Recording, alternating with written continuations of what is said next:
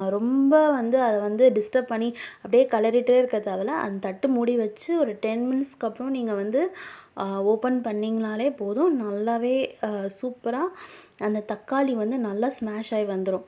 இப்போ வந்து இப்போ வந்து தக்காளி, வெங்காயம் நல்லா வந்து வதங்கின பிறகு ஒரு எண்ணெய் பிரிஞ்சு வரும் இல்லையா? இந்த ஸ்டேஜ்ல வந்து நம்ம வந்து கட் பண்ணி வச்சிருக்க முட்டைய வந்து ஆட் பண்ணிக்க வேண்டியது தான். ஆட் பண்ண பிறகு நம்ம ஒரு 3 to 4 மினிட்ஸ் ஒரு 2 to 3 மினிட்ஸ் போதும்.